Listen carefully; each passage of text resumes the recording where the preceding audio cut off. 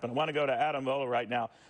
He was the Abraham Accords negotiator during the Trump administration and a former Taliban negotiator as well. So, Adam, the reaction certainly from Benjamin Netanyahu right now is you may think that's a good precursor to settling this whole matter, that is, establish a Palestinian state, but ain't happening.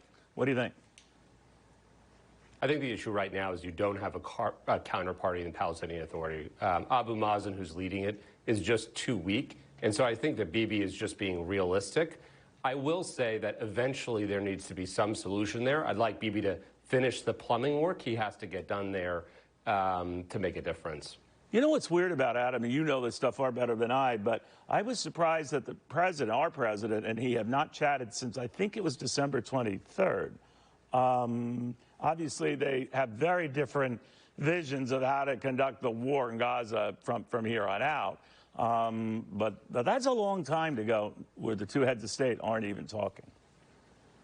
Well, part of the reason might be that now President Biden is starting to understand the impact of appeasement. I think everything that you see now that's happening with the Houthis, now Iran attacking Pakistan back and forth, essentially terrorists attacking terrorists, that's a little bit of a result of appeasement. And so perhaps President Biden is understanding that it's difficult to ask Bibi to stand down because you see what happens in the world when you stand down. Where do you think this goes? We're more than 3 months into it. Doesn't look like there's any window of opportunity to get out of it. What do you think? I think the Israelis do a little bit more plumbing work. Then I think there is a discussion with other Arab allies about how things go forward. And then I think they hunt down the senior Hamas operatives that are alive right now that will be dead soon, just like they did after Munich. All right. In the meantime, we just launched overnight our fourth attack on Houthi rebel positions in Yemen. They fire back, not successfully. No doubt we follow up. But between this and Pakistan counterattacks on Iran, I mean, the fact of the matter is it is expanding. And I'm wondering how aggressively so, and are you worried about that?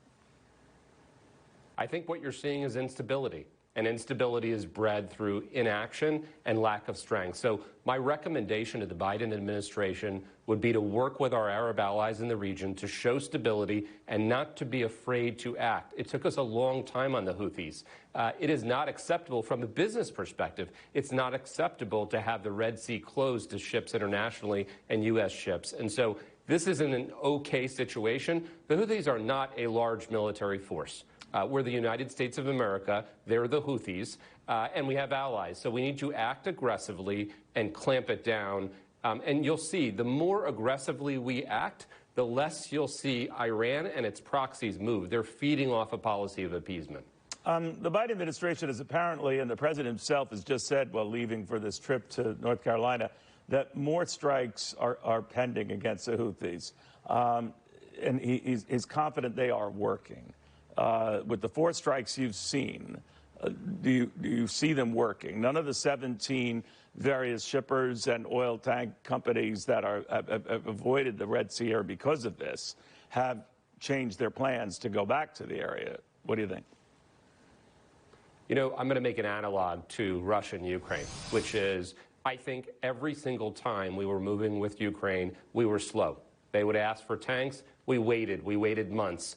We waited. So my opinion here is they're making the right moves here, and they need to continue. We just waited a long time.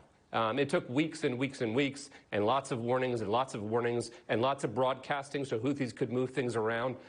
So now they need to continue, and the opening of the Red Sea has to be a priority. I think they are going to do that now, and I think they should. They just should have done it and reacted right away.